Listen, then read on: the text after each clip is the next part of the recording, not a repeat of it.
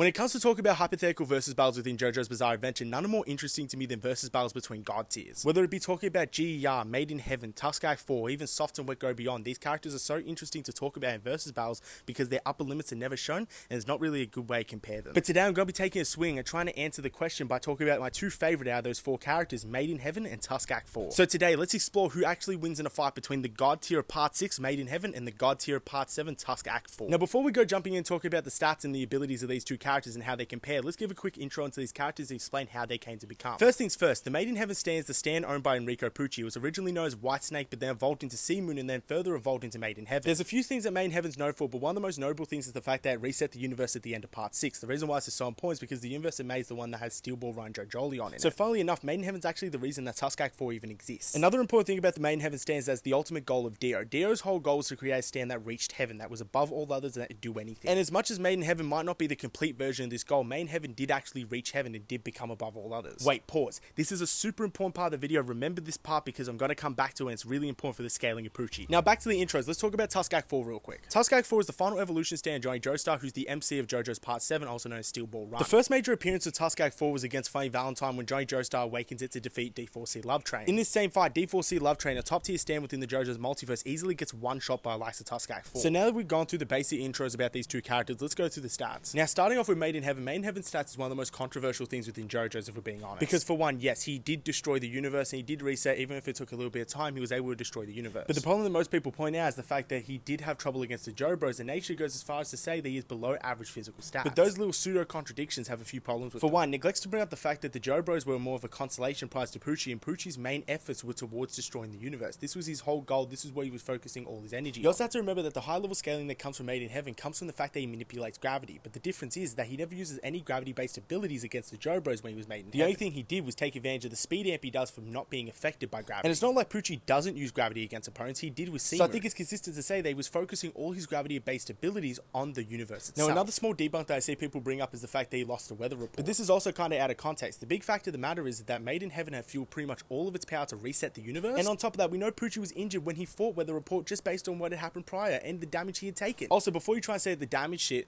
the big thing you gotta bring up about the damage stuff was that Enrico Pucci only got damage because he couldn't overcome the time stop. If it wasn't for time stop slowing Enrico Pucci and Made in Heaven down, Made in Heaven would have killed the JoBros. Now on top of that, people might try and argue that's not an AP thing and it's more like a hack thing. But funnily enough, I actually disagree with that. Now remember at the start of the video how I was bringing out Dio and told them to pause and think about the Dio stuff because I'm going to come back to it? Well, here's the time. Now let's quickly dive into JoJo's Eyes Over Heaven because this is really important to that. Now if you all didn't know, the Eyes Over Heaven storyline is written and personally handled by Araki. And due to this fact, I have no problem using the game for a consistency backdrop. Now within the Eyes Over Heaven game, Dio also achieves this heavenly form. Now I'm not here to argue whose form is stronger, I probably think Dio's is, but we're going to use this as a consistency backer for a second. Now taking this all in perspective, you gotta remember, the only other character apart from Pucci that's shown instead to be able to rewrite reality is the only other character that achieves heaven. And due to the fact that Araki is directly involved in the storytelling of the game, I find it really weird to say that this isn't really consistent. I feel like this leads credence to say that Pucci is potentially anywhere from galaxy to universe. And on top of that, I find it really weird to say that he couldn't use this on an opponent if he's able to use it on planets, stars in the universe. These structures follow the same laws of gravity we do. So I don't see how a human or a stand couldn't be affected by this if they're affected by gravity. Now if we take all this into account, say Made in Heaven's around multi-galaxy level just based on the fact that you can massively manipulate and destroy the universe over time. Now let's take a look at some of the AP scaling we have for Tusk Act 4. The big thing that Tusk Act 4 has gone for him is the fact that you can use infinite rotational energy. Now a lot of people might try and bring up the argument that we don't actually see its infinite rotational energy, so we don't know. But funnily enough, we actually do know its infinite rotational energy based on a side page in the final volume of Steel Ball Run, which states it's infinite rotational energy and probably infinite damage. And we can also further go off the fact that Funny Valentine couldn't avoid the attack to say it's infinite. Now for those who didn't know, Funny Valentine's D4C Love Train has the ability to switch his soul and body between different alternate dimensions of himself to avoid critical injury. And we know based off Funny Valentine's own statements that he can do this infinitely based on the fact that there's infinite alternate realities or infinite alternate selves. And even with all of this taken into account, he still couldn't avoid Tusk Act 4's punch. Or to be more specific, he couldn't avoid the damage it took, as the damage was infinite. So I feel that this leads a lot of credence to say that he does actually have infinite AP, which definitely means that Tusk Act 4 can produce more damage than Made in Heaven. But then that brings us to a whole other question, which is speed. When it comes to base Made in Heaven, he should be fast and light pretty easily. No characters like Red Hot Chili Pepper and Hangman are easily light speed. These characters by no means are god tiers within their respective times, and if anything should be inferior to the likes of the JoBros of Part 6, or at least relative to the likes of the JoBros of their respective parts and Part 6. Now a lot of people might try and bring up the fact that he was blitzing JoRo during their fight, but that's a little bit context based. The reason why he was able to move so fast against JoRo was due to the fact that he was using the gravity that which he was unaffected by around the universe to make him faster. So in a normal fight where we'd have multi-galaxy AP, he wouldn't have that speed boost since he's not constantly fluctuating all that power across the universe. So Made in Heaven is kind of a trade-off. He's either really strong or really fast. And that's also the same for the infinite speed stuff, since the infinite speed stuff is something that happens over time and eventually he would reach infinite speed, but normally he isn't that fast. And the only way that would happen is if he chooses to use his ability across the whole universe and weaken his AP. AP. Now, he could be FTL plus if you take into account that he may be faster than cars, just based on the fact that Dio's probably faster than cars. But even that take itself is kind of contentious. It's something that's not really easy to prove or shown to be true. Now, in terms of Tusk Act 4's speed scale, we kind of have to rely on Diego Brando and compare him to Dio. Now, to be more specific, I think Diego Brando scales to Dio before he drinks the blood of Joseph. Now, my reasoning is pretty simple. The mental fortitude of a user is directly connected to the strength of abilities of a stand. And to be more specific, it actually reflects one another. So the fact that both worlds are nigh identical to the point where they both had the same 5-second time frame for the original stand tells me that Diego should be relative to Dio before he gets Joseph's blood and extends it to 9 seconds. They fight the same way, they look the exact same, their ability works the same way. I feel like it's pretty simple. And I think it's pretty easy to say that Dio should be above most, if not all, of Part 4 and above the likes of Hangman, who's light speed within himself. So yeah, Tusk Act 4 is easily FTL. So yeah, I definitely hold the opinion that these two characters are relative in terms of speed. Not to mention that Tusk Act 4 carries durability negation, that it affects the direct cells themselves with his ability. And on top of that, Tusk Act 4 should be able to one-shot Main Heaven if he made contact. So if I'm being realistic, I really don't see how Main Heaven wins this fight. The best alternative I see for Main Heaven is that he resets the whole universe and then ends in a tie. You could say he could try to attack the user, but the same could be said for Tusk Act 4, and Tusk Act 4 could just one-shot the user. Because we do know the initial speed up of Maiden Heaven is not enough to blitz characters, as Jotaro was still able to react enough to use time. So if I had to give a winner, I'd say Tusk Act 4 low to mid-diss Maiden Heaven. It's not close and he destroys.